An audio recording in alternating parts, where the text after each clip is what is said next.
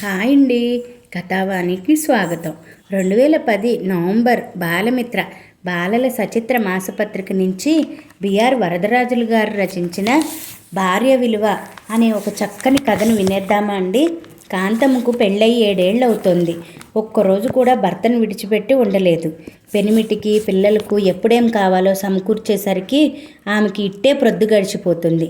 దినమంతా పుట్టెడు చాకరీ చేస్తున్న భర్త కనకయ్యకు ఆమెపై ఆవగింజంతైనా సానుభూతి లేదు. పైగా ఆడదానికి పనేముంటుంది, మగవాడు చెమటోడ్చి సంపాదిస్తే పండుకుని తినడమే కదా అనే చులకన భావన ఉండేది. తన విషయానికి వస్తే నీసం లోటు జరగడానికి వీల్లేదు. ఏమాత్రం పొరపాటు జరిగినా మండిపడేవాడు. కాంతమ్మ ఉండబట్టలేక, మీరు డబ్బు కోసం బయటకు వెళ్ళి కష్టపడితే నేను ఈ సంసారం ఈడ్చుట కోసం రాత్రింబౌళ్ళు ఇంట్లోనే శ్రమ పడుతున్నాను అన్నది భర్తతో.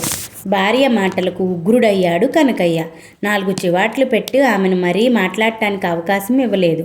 కుటుంబం కోసం తను ఎంత శ్రమ పడుతున్నా భర్త అర్థం చేసుకోకపోవడంతో మనసులోనే బాధపడింది కాంతమ్మ. రోజులు దొరులుతున్నాయి. మరదల పెళ్లికి అక్క బావల్ని పిలవడం కోసం బావమరిది ప్రభాకరం వచ్చాడు. తమ్ముణ్ణి చూసిన కాంతం ఆనందానికి అంతులేదు. మా చెల్లెల పెళ్లికి వెంటనే బయలుదేరి వెళ్దామండి అంది కాంతమ్మ భర్తతో గోముగా.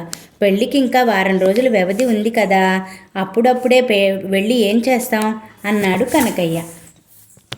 తోబుట్టు పెళ్ళికి ముందుగా వెళ్ళకుంటే బాగుండదు. మొదట నన్ను పంపించండి, మీరు పిల్లలు తర్వాత రావచ్చు అంది కాంతమ్మ. భార్య సలహా ఎంతో ఆమోదయోగ్యంగా ఉన్నదనిపించింది కనకయ్యకు.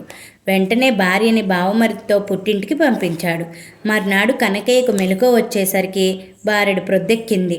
భార్య పుట్టింటికెళ్ళిందన్న విషయం గుర్తుకొచ్చి గబాలన మంచం మీద నుండి లేచాడు. పిల్లలకు పాలు పట్టి తను కాఫీ పట్టుకుని త్రాగాడు. పెద్దవాడికి స్నానం చేయించి బట్టలు తొడిగే సమయానికి చిన్నవాడు లాగులో మలమూత్ర విసర్జన చేసుకుని ఏడుపు లంకించుకున్నాడు. ఉస్సూరుమంటూ వాడికి బట్టలు మార్చి సముదాయించేసరికి పొయ్యి మీద అన్నం గిన్నె పొంగి పొరలడంతో పరుగున అటు వెళ్ళాడు. తొందరగా అన్నం పెట్టు నాన్న, ఆకలవుతోంది జాలిగా ముఖం పెట్టాడు పెద్ద కొడుకు. పిల్లలకు అన్నాలు పెట్టి ఎంగిళ్ళు ఊడ్చుకునేసరికి 12 దాటింది.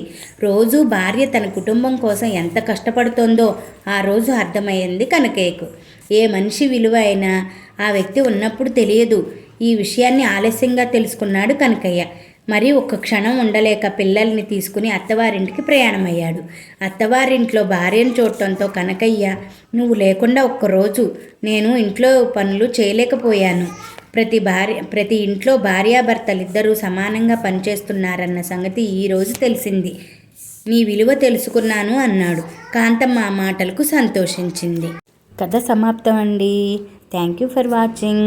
Please subscribe for more stories.